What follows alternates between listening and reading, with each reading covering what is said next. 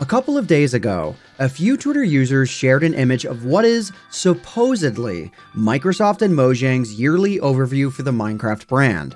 Things included on that list were a couple of obvious ones, like a Minecraft movie theatrical release, things about the Minecraft Experience Villager Rescue exhibit, a Minecraft Live mention for Q4 of the year, and what's that? Minecraft Dungeons 2? And wait, a Minecraft Live in the summer? And the Friendly Fables update? Does this mean what I think it does? In this video, we're going to talk about this leak, and more importantly, that Friendly Fables update, whatever it means. Let's get right into it. Let's get one thing clear about leaks in the tech space. A large majority of them have zero credibility. So what makes anything about this one different? Well, nothing. Anything that we say in this video about the leaks should be taken with a grain of salt, which frankly is why we're not going over everything in the leak. It's also because a lot of the time, leaks like this just aren't that interesting. Of course we know Minecraft's movie will come out. We know that. And of course we're getting another Minecraft experience. They've said that already. What makes this leak interesting is Minecraft Dungeons 2, the Fortnite collaboration, new capes, and what seems to be an emphasis on an end update with a Minecraft Live in Q2 of this year. First things first, we've never had a Minecraft Live in the spring, or frankly, any other time of the year that wasn't autumn. Would the Minecraft movie be big enough of a moment to warrant an event like this in the spring? Yeah, it would be. Minecraft would be in front of a completely new audience, and they've spent tens of millions of dollars over the course of 10 years trying to make this movie. They're gonna milk its success for everything that they can, understandably. If they can make 2025 the year of Minecraft, starting with the movie makes a lot of sense. What will be announced by then? We're not sure. Based on this leak, we can assume it will be what is codenamed the Friendly Fables update. Above it, there's an image of capes, which we can assume you will get for going to see the movie, similar to going to a Minecon or a Minecraft experience. To the right of the Minecraft Live image, you'll see a picture of a dragon head with the words Soaring Skies Update Release. Whether or not Friendly Fables will turn into Soaring Skies, or if Soaring Skies will be its own mini update, we're not sure.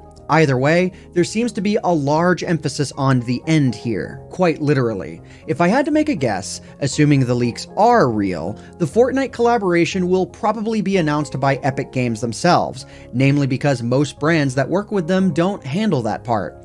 Epic has a pretty good handle on making interesting announcements, and I don't see them changing the structure of their announcements for Minecraft when Fortnite is arguably the biggest it's ever been. We probably won't see Minecraft Dungeons 2 announced either based on the verbiage in the handout. We'll probably get an announcement for the Minecraft experience, and then in Q3, it'll be opened up after the movie has left theaters while still being fresh in kids' and parents' minds. With everything that we've talked about in the leaks, I think we can finally start getting into the fun, more speculative side of what everyone is wondering and talk about what we want and hope will be in this end update. Again, this is wants and hopes, and everything from this point forward is what we would like to see. This is not a confirmation of updates, but let's get into it. I think one of the first things that I'd like to see in an end update is the ability to survive and thrive in a space like the end. We've seen making previously uninhabitable places like the Nether turn into places that you can not only exist in, but also permanently live in as well. Things like the respawn anchor, which essentially acts like a bed in the Nether, do just that. When you die in the Nether, you don't have to go back to the overworld. Survive and thrive doesn't mean a complete overhaul of adding ender cows, ender pigs, ender carrots. Just something farmable and more useful than chorus fruit, and maybe water, or that void juice from Minecraft Dungeons. Heck, let's talk about Minecraft Dungeons for a second. One of the departments that almost all Minecraft spin-off games do that I'd say they do phenomenally and even better than the real Minecraft game does is the mob department. Why is it that Minecraft Dungeons, and I mean just Minecraft Dungeons, not even all the other games, has 8 different Enderman forms? Don't believe me? Here they are. And then that's not even including the different forms of those different forms. This is gonna sound nerdy, but when you go to the Minecraft Dungeons website, it says that the game is set in the Minecraft universe. I challenge you, Mojang, bring some of these guys over, and some of the set dressing too. The vegetation, the bricks, the blocks, give us some variation within the End Islands and make them look more lived in. I'm not saying we need villagers or piglins to trade with, but something to show us that this place does or did have life. Whether or not Mojang goes down the route of adding these types of features or derivatives of them, the content within Minecraft Dungeons shows that Mojang is clearly not lacking in imagination. I think that there are a couple of great mods that you could take a look at and really consider to be jumping points for inspiration or even end goals, but let's start simple. I think the Aether, after all this time, has proven that it has enough gameplay elements that it could easily inspire great content. If you were to look at that mod, see its balance in terms of elements and content, there's arguably a very good jumping point to find out what should be added to the main game, similarly to the Nether/Ocean updates. It's not to say that it should be a carbon copy or anything, but there's so much variety.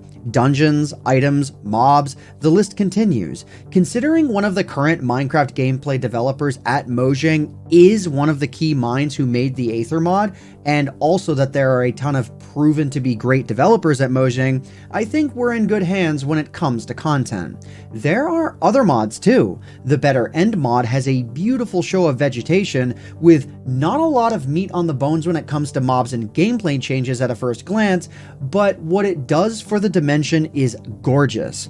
I don't know that I'd necessarily sit here and say, this is what I want, because it's so different than the end that we have. And honestly, the end here loses a bit of its identity, but there's something to take in from mods like this regardless. Here's a question that we asked some of our friends, but we're also posing to you. What do you think the end needs in an update? Some of the responses we got were simple requests, like more biomes, with reasons like the current end feels more bland compared to the Nether now. Others have said that they want more of an incentive to raid end cities because when they play, they have netherite at that point. Obviously, some players may find the loot within these cities to be extremely useful, but if you're overgeared when you get to the end cities, the end city loot could seem lackluster. A repeated sentiment was the desire for a trial chamber-esque showing. Dungeons and fortresses have made their way into the Nether and Overworld, but the current end cities just don't feel like they're cutting it. Maybe utilizing ominous bottles for a maze-like chamber would make things more intense. Then we can introduce hostile mobs that don't ruin the exploration of the end, but give players a challenge on difficulty that they can set themselves, while also bumping up the difficulty depending on the amount of players that enter too, just like the trial chambers. So once again, what do you think the end needs in an update? If you agree with anything we've said, say that. If you have a different or more specific idea, feel free to put it in the comments section down below. I again want to stress that this leak may or may not be real, but that doesn't mean we can't have hopes and dreams. If the leak is not real, let's at least hope Mojang is on the same wavelength. Mojang, please, an end update would be straight fire. So I hope you all enjoyed this video. My name is AntVenom, this video was co-written with Michael McChill, and I bid you all farewell. Thanks for watching.